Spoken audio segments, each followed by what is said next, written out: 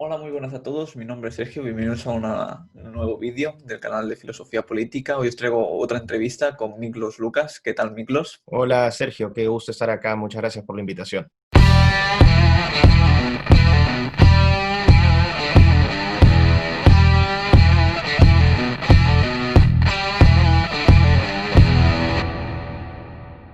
Pues bueno, Miklos, la primera pregunta, como siempre, la hago para que el entrevistado se introduzca un poco, así que explícanos un poco quién eres y qué haces en tu día a día. Bueno, soy peruano, padre de familia, radico en Inglaterra, soy profesor, investigador de la Universidad de San Martín de Porres en Lima, Perú, por teletrabajo, porque estoy acá en Inglaterra. Soy académico, a eso me he dedicado la mayor parte de mi vida.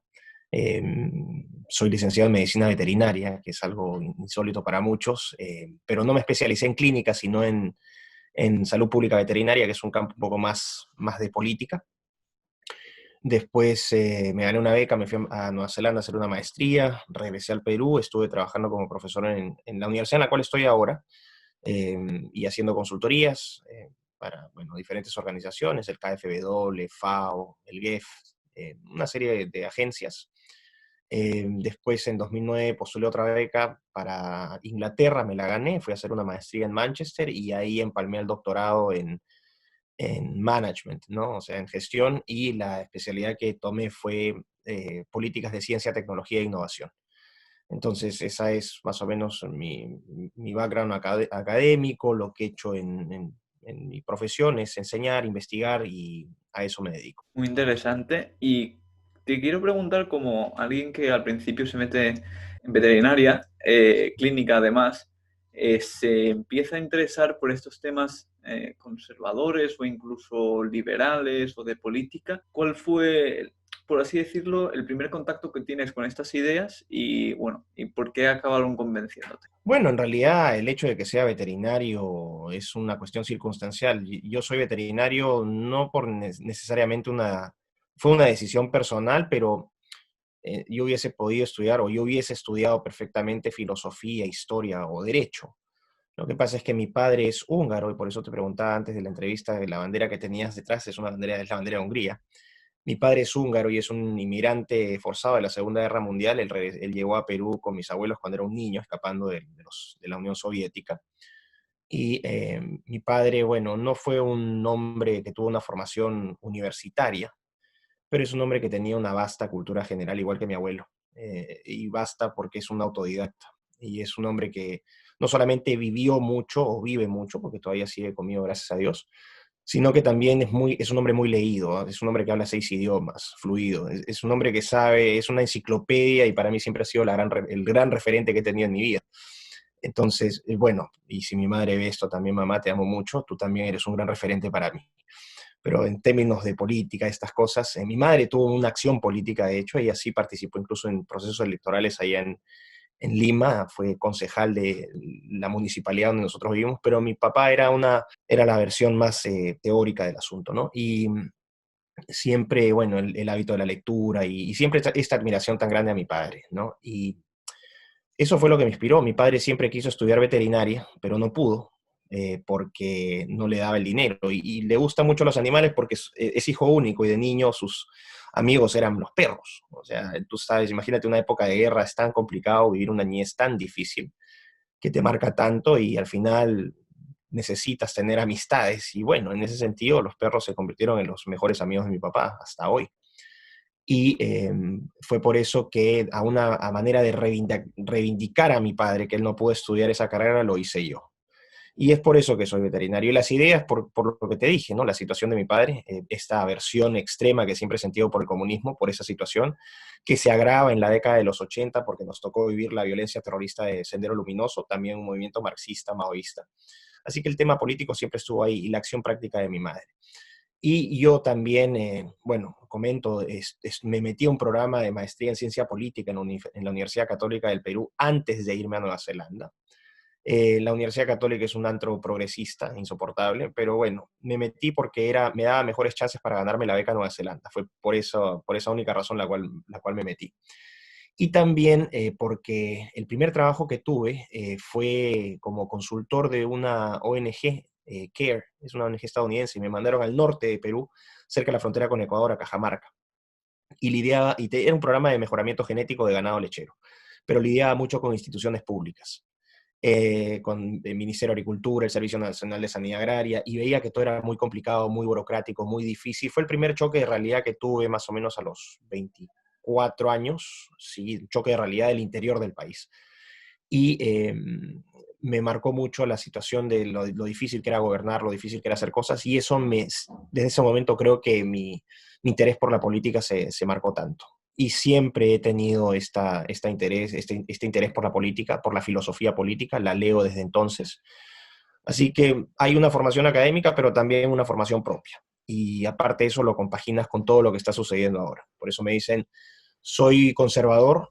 Sí, no soy completamente conservador porque la gente me encasilla como si fuera un conservador duro y no soy un conservador duro.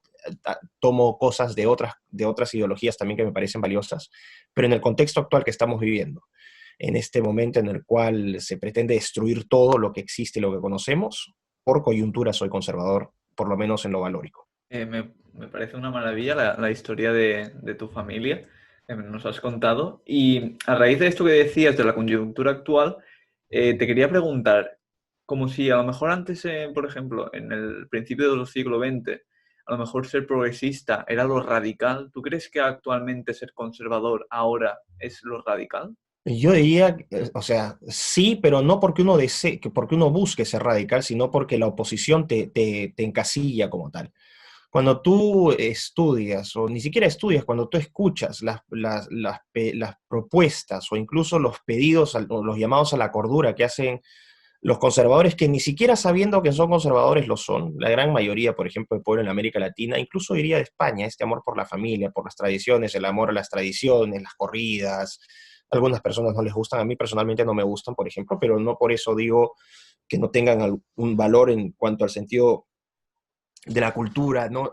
Todo lo que te es familiar, la necesidad de proteger eso porque es ese terreno, es el terreno de tu familia, de tus amigos, de tus vivencias, de tu comida, de tu música, de todo aquello que te da a ti una identidad no solamente como individuo, sino en esa comprensión de que eres parte de un todo que es más grande que tú. Cuando tú llamas a la defensa de eso, inmediatamente se te califica como radical. Y no hay nada menos radical que decir, ¿sabes qué? Quiero proteger o quiero cuidar mi casa.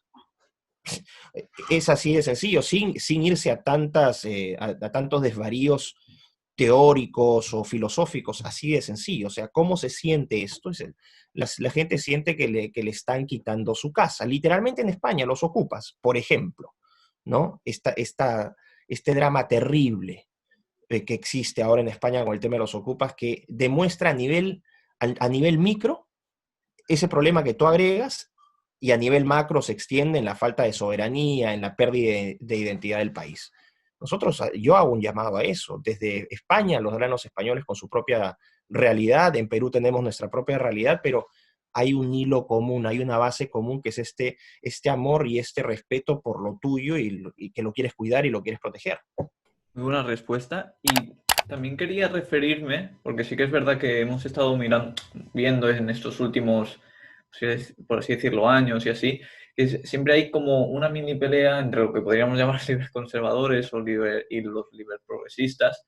Em, ¿Qué piensas de los libertarios que tienen o una moral progresista o que no tienen directamente una moral, bueno, conservadora e incluso que rechazan los valores conservadores? El progresista es aquel que busca la reforma, ¿no? El cambio, no un cambio gradual como lo propone un conservador, o como algunos liberales moderados, por ejemplo, los liberales clásicos, la tradición austríaca de Hayek o incluso de von Mises, que es una tradición arraigada en lo valórico también en asuntos conservadores, ¿no? Así cuando tú ves a los liberales que reclaman a Hayek y Mises como propios, hay un desconocimiento, sobre todo en el caso de Hayek, un desconocimiento profundo de la interpretación de la obra de Hayek y los escritos de Hayek, porque Hayek defiende abiertamente la familia, las instituciones, las tradiciones religiosas, o sea, él es un defensor de esas ideas. Entonces, el progre es aquel que busca el cambio, pero un cambio radical, la reforma social, política, económica, a través de un cambio, pero el punto en común no son los instrumentos políticos y económicos, sino que, y esto es parte del desconocimiento que se tiene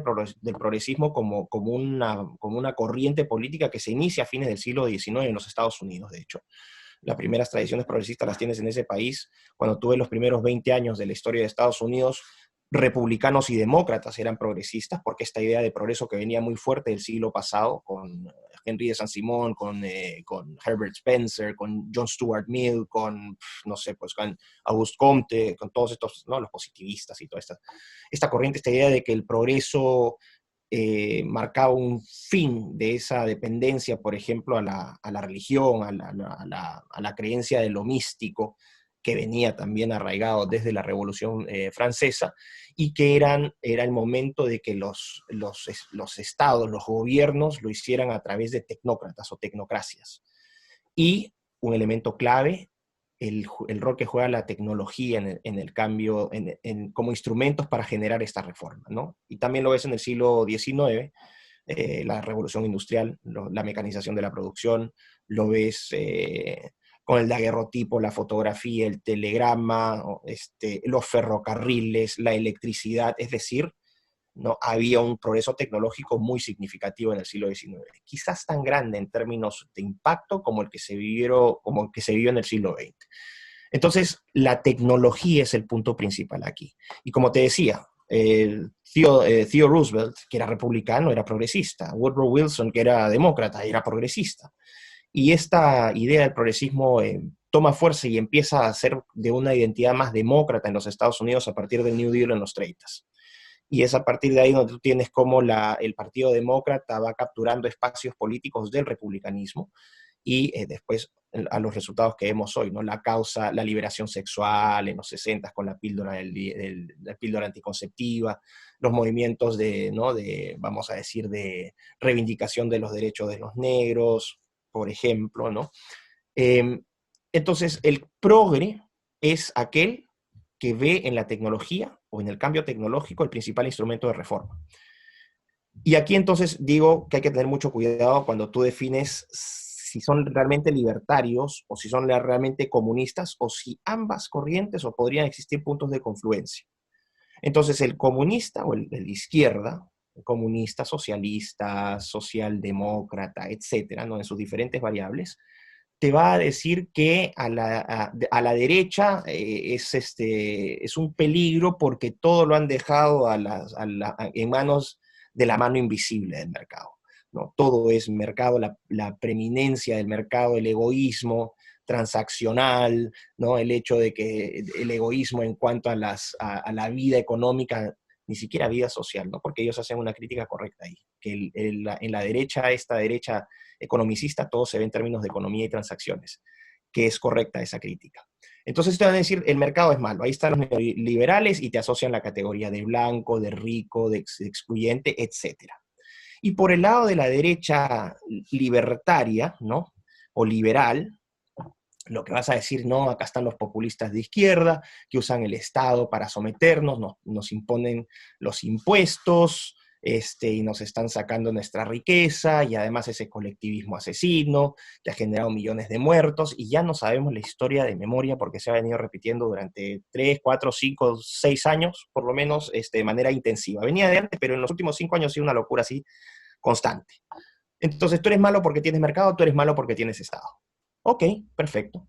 Y puede haber validez en ambas críticas. Yo, de hecho, en ese sentido me tiraría más al lado de la derecha, diciendo que fácticamente, objetivamente, históricamente, el comunismo, las formas colectivistas han sido peores en cuanto a sus resultados que las políticas de mercado. Eso es una verdad histórica irrefutable. Las evidencias llaman mucho, es parte del pensamiento conservador ser empírico en tu evaluación. Y esto es una evidencia empírica. Pero esa es la única gran, vamos a decir, diferencia, ¿no? La exaltación del individuo por este lado, la exaltación del colectivo por el otro. Pero si te fijas, entre estos representantes, entre algunos representantes de este liberalismo tonto que yo le llamo, ¿no? Y superficial, lo que vas a encontrar es numerosos puntos de comunión con la izquierda en esta agenda progresista. Al final, no son ni izquierdas ni derechas, sino que son todos progresistas. ¿Por qué? Ok, tú eres mercado, tú eres Estado, pero en el resto estamos de acuerdo. La religión es un cáncer y todo el cristianismo hay que reventarlo, porque el punto acá central es que la religión es enemiga. No es que sean ateos solamente, no es que sean ateos, sino que son abiertamente hostiles a la religión y especialmente en Occidente a la religión cristiana. Eso es inobjetable. Segundo punto, los dos tienen una visión utilitarista y materialista de progreso. Todo funciona en términos de costo-beneficio, ¿no? En términos de tu bienestar está marcado en cuánto puedes acumular en términos de riqueza material. Materialismo histórico, ¿no? Del marxismo. De hecho, su análisis es sobre los factores de producción y la propiedad de los factores de producción.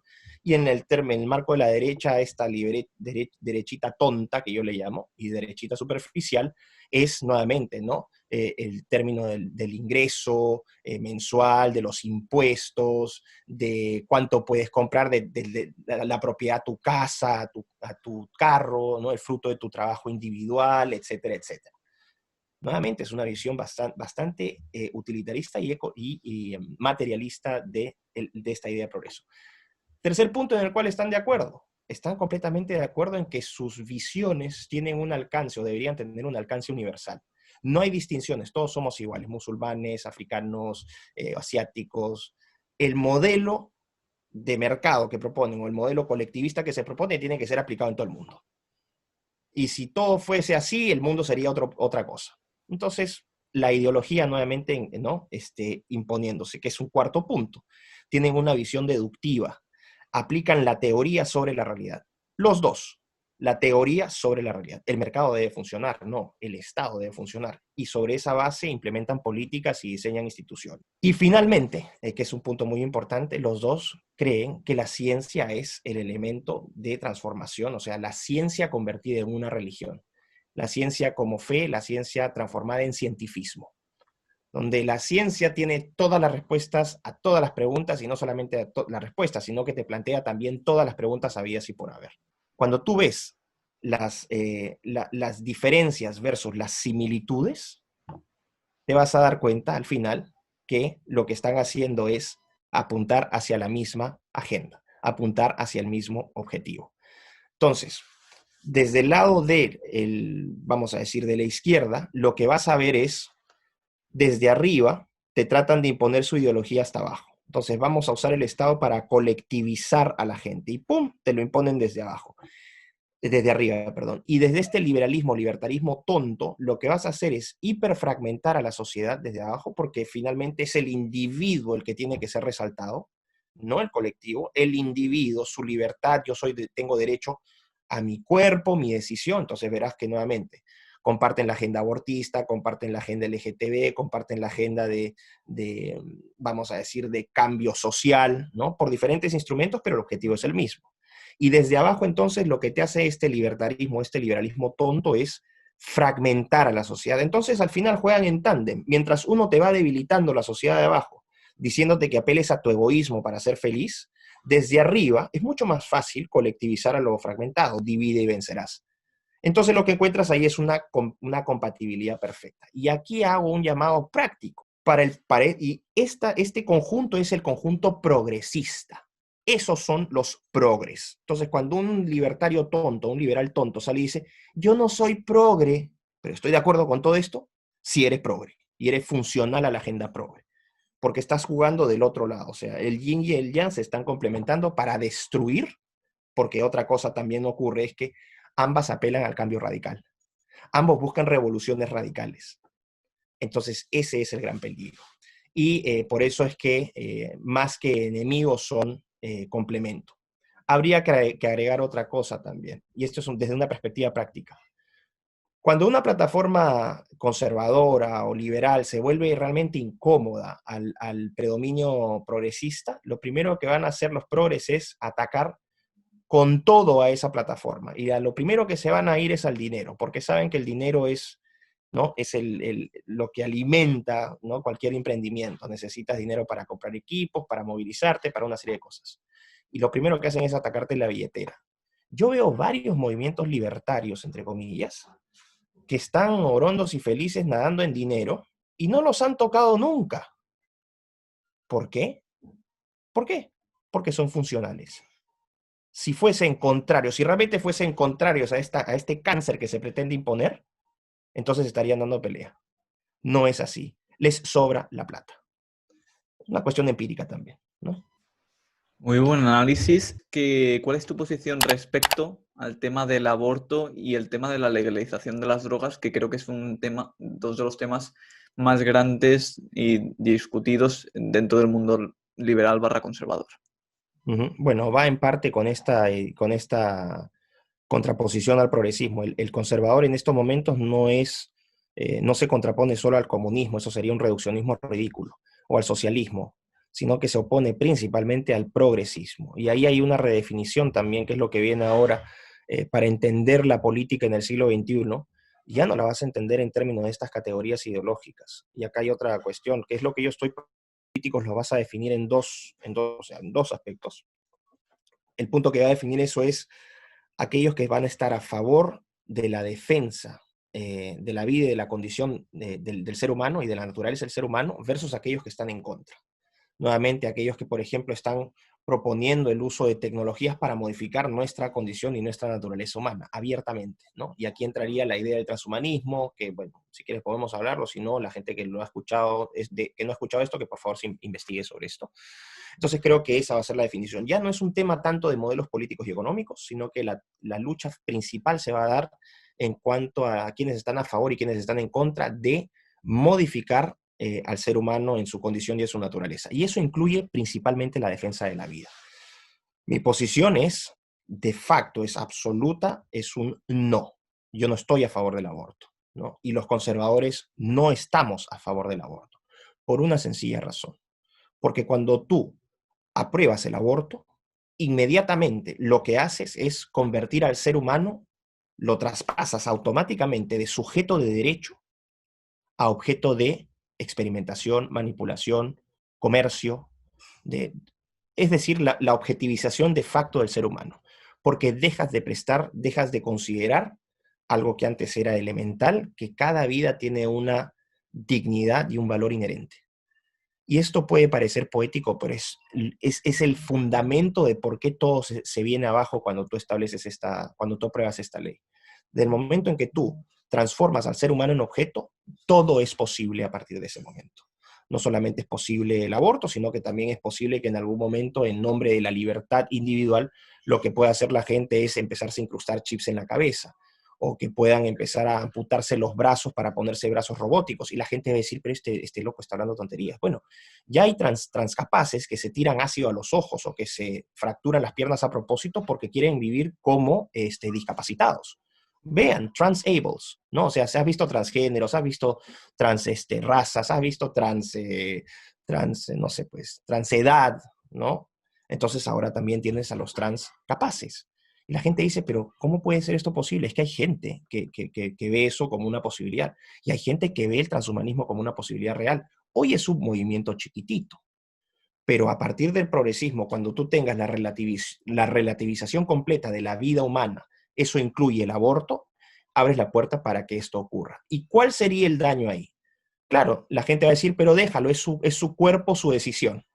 Claro, es su cuerpo, su decisión, pero esas decisiones tienen externalidades negativas, si es que me pongo a hablar como un libertario, un liberal que se respete, ¿no? Tiene externalidades negativas, porque al final lo que hace es, empieza de alguna manera a deformar para todos lo que significa el ser humano. Entonces, ¿qué concepto? Cuando piensas en un ser humano, piensas en ti, en mí, en cualquier persona con la cual nos identificamos inmediatamente como especie, ¿no? Una cabeza, dos brazos, dos piernas, dos ojos, una nariz, una boca, pene o vagina, dependiendo del sexo, y así nos vamos. Pero en el momento en que empieza a aparecer un sujeto que ya tiene una cámara en el ojo, ya no lo sientes tan propio de la especie. O sea, sí, lo vas a identificar como un ser humano, pero es que el problema es que empiezas con una cámara y después vas a empezar vamos a instalar, no sé, pues me voy a instalar otro brazo, o vamos a experimentar genéticamente, ahí está el CRISPR, por ejemplo, la técnica CRISPR, y vamos a empezar a mezclarnos con otras especies para ver si podemos colonizar, por ejemplo, el océano. El punto acá es el siguiente, no quiero que la gente piense, este sujeto está loco porque ya está demasiado ciencia ficción. La posibilidad, la sola posibilidad de esto, que se abra la puerta a esto, ya exige que la gente tome conciencia de este debate. Y esas técnicas hacen posible lo que yo estoy diciendo. ¿Lo haría la mayoría de personas que están escuchando esto? No. Pero créanme que hay gente que sí lo haría. ¿Ok? Y créanme aún más cuando desde el Foro Económico Mundial, a través de la Cuarta Revolución Industrial, ya se nos está implementando el transhumanismo como política pública global. Y si no me creen, por favor, vayan a la propia página del Foro Económico Mundial y vean su definición de Fourth Industrial Revolution. Textual lo define como la fusión de sistemas biológicos, tecnológicos y digitales. Y lo que dice Schwab es que la cuarta revolución industrial no solamente va a cambiar nuestro entorno, como había sido con las previas tecnologías, que tú sabes las tecnologías para modificar tu entorno, sino que esta va a significar un cambio en la misma naturaleza del ser humano. Te están hablando abiertamente, esto es transhumanismo. Esta es la gran contribución al debate que yo he hecho, una de las grandes contribuciones al debate, porque desde hasta marzo nadie hablaba abiertamente de estos temas. Todo el mundo andaba con la pandemia, que el conservadurismo, que el liberalismo. Y yo llamé a la atención y dije, empiecen a incorporar esto. Y ahora todo el mundo está hablando de esto. Todo el mundo está hablando de esto. Hasta el Papa ha sacado, creo, un video ayer donde ya ensalza las virtudes de la inteligencia artificial. César Vidal está hablando de esto. Agustín Laje está hablando de esto. Bueno, por suerte están hablando de esto porque es necesario que se hable, pero aquí el punto es el siguiente. Qué importante era la variable tecnológica para incorporar al debate político, al debate económico, porque sin esa variable tú no entiendes lo que está ocurriendo ahora. Y volviendo al tema del aborto, el punto es ese. Cuando tú apruebas el aborto, lo que estás haciendo es destruir ese valor y esa dignidad humana y tú transformas al ser humano de sujeto de derechos a objeto de cualquier cosa. Y esos objetos los puedes comprar y vender. Ahí están los vientres de alquiler, ¿no? Y tienen un valor de mercado. ¿Desde cuándo acá una vida tiene un valor de mercado? O sea, vuelves a la etapa de la esclavitud, donde los esclavos tenían un valor de mercado. En nombre de la libertad, lo que tú estás haciendo es no afectar solamente, no destruir esa vida que tú, con total desprecio y falta de amor por tu propia especie, estás mandando a la basura por actos de egoísmo en su mayoría, sino que lo que estás haciendo es ponerte los grilletes porque más tarde lo que le hiciste a otros te lo van a poder hacer a ti bajo cualquier otro causal. Ahora, ¿qué significa esto? Que si tú tienes abortos, claro, hay casos y casos, o sea, no significa que porque yo diga me opongo completamente al aborto, voy a decir todo el aborto está prohibido. Aquí esta es una posición personal que creo que representa a la inmensa mayoría de personas, incluso a los religiosos porque yo no soy creyente. Entonces yo hablo desde una posición secular filocristiana, vamos a ponerlo de ese sentido. Entonces, desde esa posición secular filocristiana, yo lo que digo es, hay casos donde tú vas a tener que tomar decisiones donde cualquier decisión va a ser mala. Entonces tienes que tomar no la mejor, sino la menos mala. Te ponen siempre los casos extremos, los casos de violación, los casos de las niñitas de 9 años, y efectivamente existen, claro que existen. ¿Qué haces con eso? Lo primero que haces es castigar al violador con severidad. Eso es lo primero. Y esa violación no le va a quitar el trauma a esa niña o a esa mujer que ha sido violada. No se lo va a quitar abortando a ese ser indefenso. Entonces, lo que haces en ese caso es, si hay una niña que ha sido violada por su padrastro, su padre o su hermano, lo que sea, por 2, 3 años, queda embarazada a los 9, 10 años, que es una tragedia que nadie debería celebrar, y si ese niño, ese bebé que está en camino, pone en riesgo vital a esa niña, entonces yo en ese caso, en un caso específico estudiado, lo que yo diría personalmente sería salven a la niña. Entonces, en este caso vas a encontrar que en este mundo de grises, hay que sí, podría ser debatible, ¿no? Y esto no estoy diciendo que esta sea una verdad absoluta, sino que es mi posición. Una madre que tiene 3 hijos, esos 3 niños dependen exclusivamente de esa madre para vivir. La madre tiene un 4.º hijo y ese niño pone en riesgo vital a la madre. Salven a la madre, porque tiene ya 3 niños en camino. ¿Me entiendes? O sea, no es que uno sea un fanático y diga no, que por cuestiones religiosas yo me opongo al aborto. Significa de facto instrumentalizar al ser humano. Y eso es terrible. Cuando tú instrumentalizas a la persona, tú permites que cosas como el transhumanismo, la cuarta revolución industrial, todas estas locuras que te estaba hablando de ciencia ficción, que para muchos tienen que ser realidad y se impulsan a través de política pública desde el Foro Económico Mundial y los estados progresistas, que esto se materialice. Ese es el peligro. Y con respecto al tema de las drogas, también estoy en desacuerdo con el uso, con la legalización de las drogas. Me dicen, pero bueno, el alcohol, sí es cierto, el alcohol ha sido legalizado. ¿Es algo bueno? No. Ok. Vamos a decir que con el alcohol hubo un periodo histórico de acostumbramiento y la gente más o menos aprendió a interiorizar los impactos negativos del consumo del alcohol. ¿Hay alcohólicos por la calle? Sí, muchos.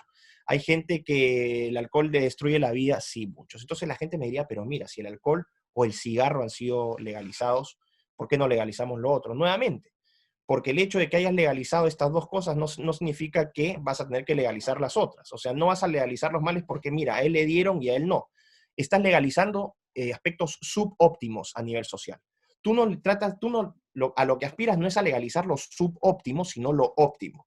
Entonces, por ejemplo, en el caso de las drogas, ¿no? Porque los impactos del consumo de alcohol o de cigarro y ciertas drogas como la cocaína o la heroína son distintos. Dicen, no, a ti no te afecta. A ti no te afecta en nada porque tú no estás consumiendo y cada uno es libre de lo que hace dentro de su casa, bla, bla, bla. No, es que sí nos afecta.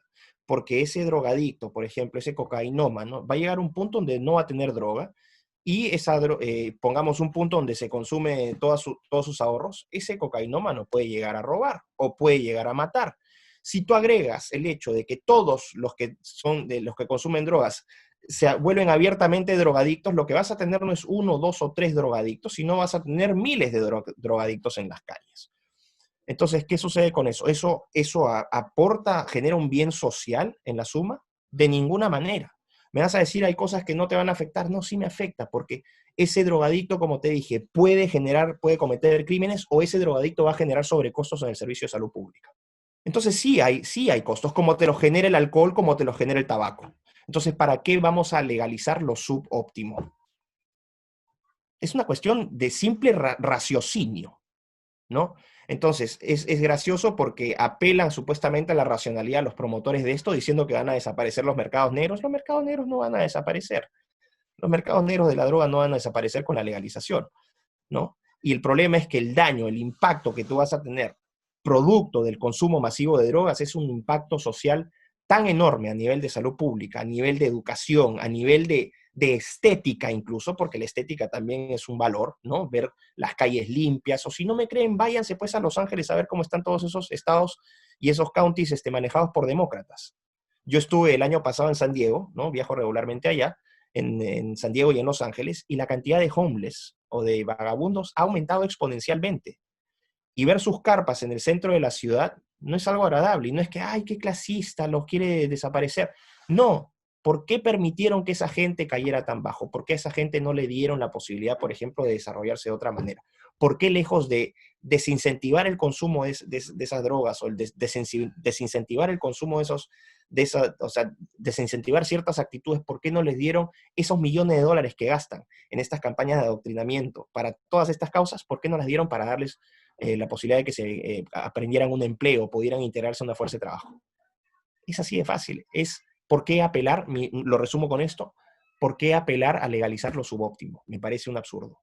También muy buena respuesta y análisis. Y quería preguntarte también, ¿por qué crees que es importante la cultura y la moral conservadora dentro de una sociedad liberal libertaria, ya sea para su progreso o para su conservación?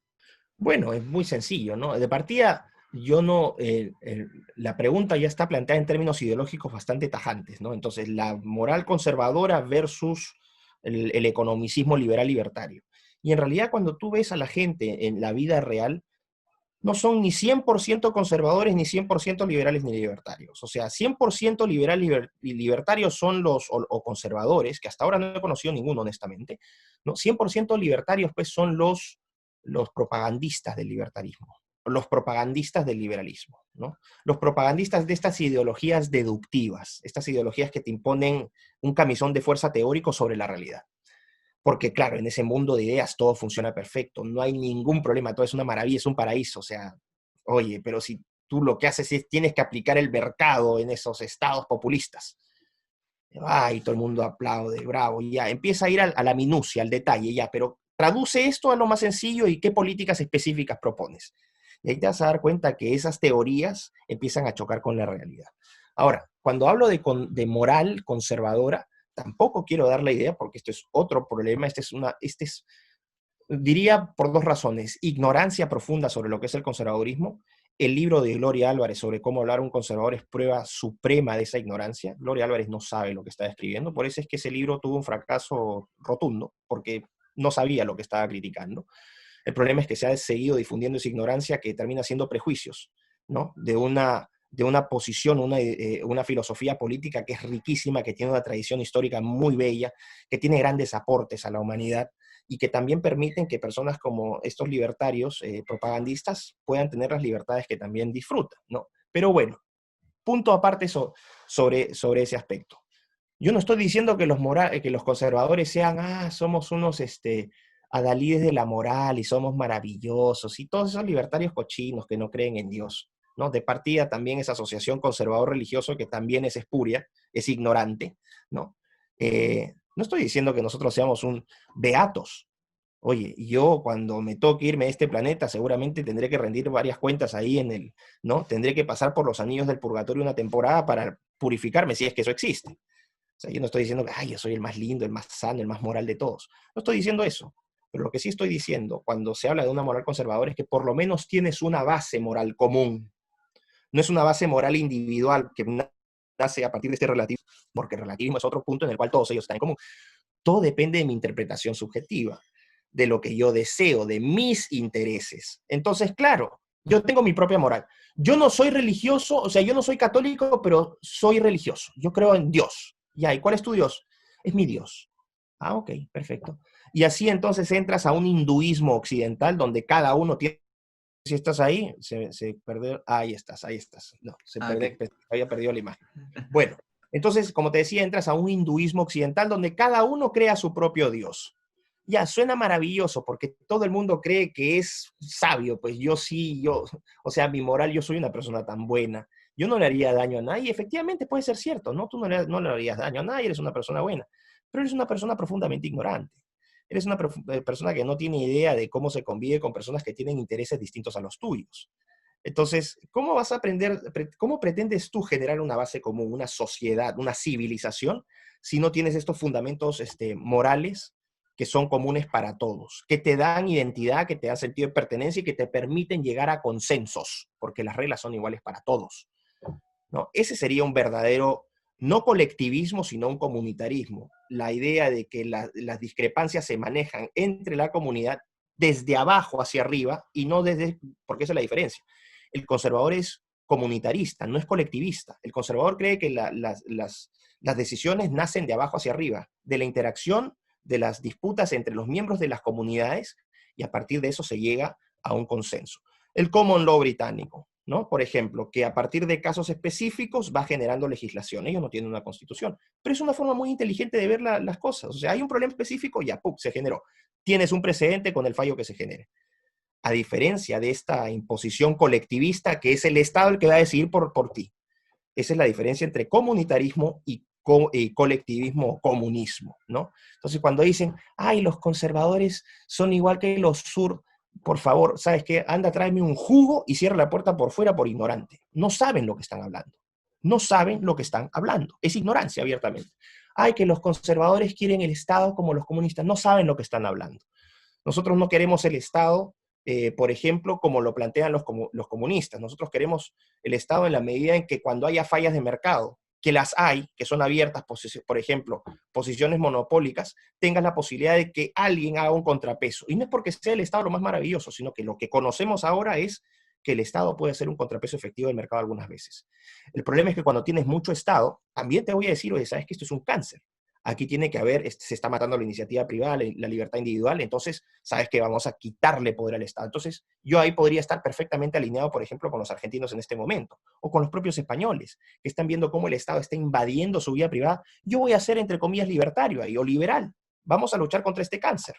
Pero de la misma manera ven los excesos en Estados Unidos, en el caso de Big Tech, de Big Finance, de Big Media, de todos estos grandes conglomerados corporativos. ¿Quién los va a combatir? La libertad individual, choice, por favor, o sea, eso te da cuenta lo despistados que están y el problema de sumergirse tanto en el mundo de las ideas que al final terminan anquilosando tu capacidad de interpretar la realidad. La forma de combatir eso es a través del Estado, porque al final el Estado es un estamento que representa, ¿no?, para bien o mal, los intereses de todos, por lo menos en teoría. Entonces, eso es lo que yo veo. Moral conservadora, sí. ¿Por qué vale conservarla? Por esto que te decía, por este punto en común y porque el progresismo no ofreció ninguna alternativa que sea más atractiva o que sea viable, porque lo que están ofreciendo es, a través de la moral individual o de la moral colectiva, que no existe, es estandarizarnos a todos y destruirnos a todos, destruir nuestras libertades, destruir nuestro sentido de pertenencia. Ahora todos vamos a ser ciudadanos globales, todos vamos a tener un número, vamos a tener un ID. ¿Quién quiere esa basura de vida? ¿De qué libertad me hablan? Yo creo que, bueno, de hecho Roger Scruton lo dice, ¿no? Dice que es muy, yo creo que a veces es muy fácil destruir, pero es muy difícil conservar, ¿no? Y creo Claro. que esa frase resumiría un poco todo el análisis conservador. Y para ir acabando la entrevista, Miklos, que me está gustando mucho, eh, quiero que, como siempre le digo a todo entrevistado, nos recomiendes 3 libros, ya sea de economía, política, biología, historia, lo que tú quieras. Sí, claro. A ver, un libro que recomiendo fervientemente para los nuevos tiempos que se avecinan. El primer libro que recomiendo es el de Michael Sandel, The Case Against Perfection, el caso contra la perfección, que es un libro que justamente habla sobre la crítica que se le hace a los movimientos transhumanistas o a los movimientos que buscan utilizar la técnica, la biotecnología para modificar la naturaleza del hombre a través del mejoramiento o la manipulación de genes. Él da argumentos muy, muy buenos que hasta ahora no han sido refutados propiamente por posiciones transhumanistas, ni siquiera académicas. Ahí tienes el caso de Julian Savulescu en Oxford, que es director del Uehiro Center for Practical Ethics, ¿no? Del Centro de Ética Práctica de Oxford, porque Oxford es, en la Academia Mundial, Oxford es el epicentro transhumanista, ojo con eso, o sea, no es que el transhumanismo es una ideología loquita, no. Tienes a Savulescu, que no es tan transhumanista, pero sí tienes a Nick Bostrom, que es el director del Instituto del Futuro de las Humanidades, que también es un transhumanista fuerte. Bueno, ese es un primer libro. Un segundo libro clave es How to be a Conservative, Cómo ser un conservador, de Sir Roger Scruton, que me parece un libro excepcional. Y, a ver, es que lo que pasa es que hay tantos. Para el tema de los algoritmos y la inteligencia artificial, que es un tema muy, muy importante también, que apunta hacia lo que está ocurriendo, lo que se nos viene, para que la gente esté al tanto de lo que se nos va a venir, es Surveillance Capitalism, capitalismo de vigilancia, de Shoshana Zuboff. ¿Ok? Shoshana Zuboff es Zuboff, Shoshana, con SHSH. ¿Ok? Lean esos 3 libros. Los dos, el primero y el tercero, son libros que nos permiten mirar mejor hacia el futuro, y el de Scruton sería un libro para arraigar nuestras bases en este mundo que personalmente yo no quiero perder. No estoy en contra del progreso, el progreso tecnológico me parece fantástico, me encanta que la tecnología pueda facilitarnos tantas cosas. Objetivamente ha habido un aumento en la calidad de vida de las personas gracias al cambio tecnológico, pero eso no significa que nos sometamos, que nosotros los seres humanos nos sometamos finalmente a la tecnología. La tecnología tendría que estar al servicio nuestro, no al revés. Y eso es lo que estoy viendo ahora con las tecnoadicciones, los zombies, los fanáticos del iPhone, los iShips y todas estas cuestiones. Pues la verdad, muchas gracias, Miklos, por ofrecerme participar en esta entrevista que te he hecho. Y además, bueno, yo creo que le podéis seguir en sus redes sociales, que las tendréis en la descripción, tanto su Twitter como su Instagram. Y creo que yo normalmente traigo gente normalmente más, podríamos decir, liberal, incluso liberal en lo social, ¿no? Y creo que también quiero pues, traer personas conservadoras para tener esa reflexión de ideas que creo que es tan necesaria tanto para un bando como para otro. Intentar abrir la mente y que todo el mundo pueda debatirse internamente, que creo que, por así decirlo, es lo mejor, porque creo que estacionarse también en una idea nunca es bueno y salir también un poco de la burbuja. Totalmente, Sergio. No, gracias a ti por haberme invitado. Y nuevamente, ¿no? Que no sé, o sea, yo trato de que no me encasille, va a ser imposible porque los enemigos políticos lo van a hacer igual, pero yo sé que no me defino 100% como un conservador puro. Simplemente para estos temas, dada la coyuntura actual y las amenazas que se vienen, sí me considero en ciertos aspectos, en la defensa de la condición y la naturaleza humana, que es el punto principal. Ni siquiera me voy a definir como conservador, sino como bioconservador, que creo que va a ser la nueva tendencia. Y por eso les decía, lean a Michael Sandel, lean a Leon Kass, lean a Francis Fukuyama, Our Post-Human World, ¿no? Our Post-Human Future, ¿no? Nuestro futuro posthumano, donde también, fíjate, Jürgen Habermas es bioconservador. Jürgen Habermas. Ahí te das cuenta que estas ideas de izquierdas y derechas, pum, se rompen, porque en lo que están de acuerdo tirios y troyanos, bioconservadores, es que hay que defender y proteger la condición humana. Y por eso digo que un consejo, que se deje de pensar el debate político porque es absurdo y nos están ganando la partida los progres, los diestros y los siniestros. Nos están ganando la partida porque nos sigue entreteniendo con esta idiotez del populismo de chavista, de Maduro, de Cuba. Ya sabes que ya no sabemos la historia de memoria, bla, bla, bla, bla, bla. Nos están jugando otra partida, que es la partida de el uso de las tecnologías para modificarnos a nosotros. Así que hago ese llamado y bueno, sugiero también, si me permites un consejo, Tanto. que puedas invitar a, porque hay una afinidad muy grande, por ejemplo, con los paleolibertarios, en el caso de los Ujú. conservadores, ¿no? Entonces, paleolibertarios muy interesantes, Alejandro Bermeo, te recomiendo que lo invites, es un muchacho colombiano muy inteligente, él maneja el portal Mises Report, te Ujú. recomiendo que lo sigas. Agustín Laje, que bueno, es más conocido que no sé, que todos nosotros y allá. Agustín es un paleolibertario. Sugiero también Nicolás Márquez, de Argentina, es un conservador tradicionalista, ¿no? Así que a ellos los puedes invitar. A Enrique García Máquez en tu patria, es este poeta gaditano Pues muy, sí. muy, bueno, Enrique también es un conservador, yo diría tradicionalista, así que hay gente para que escuchen el otro lado y dejen de escuchar las tonterías, estas propagandas superficiales y absurdas de que mi cuerpo, mi decisión, esas superficialidades no te van a llevar en ninguna parte, no te van a emancipar. Si quieres ser un barra brava como un zurdo que ha matado el pensamiento crítico, bueno, ponte barra brava y ponte Don't Tread on Me y haces toda la finta de que eres un miembro de ese club, pero eso no te va a llevar a ninguna parte. Piensen. Ujú. Pues muchas gracias de nuevo. Y nada, como he sugerido antes, tenéis sus redes sociales abajo. Les recomiendo seguir tanto en su Twitter como en su Instagram. Y nada, nos vemos en otra entrevista. Muchas gracias, Miklos. Gracias, Sergio. Hasta luego.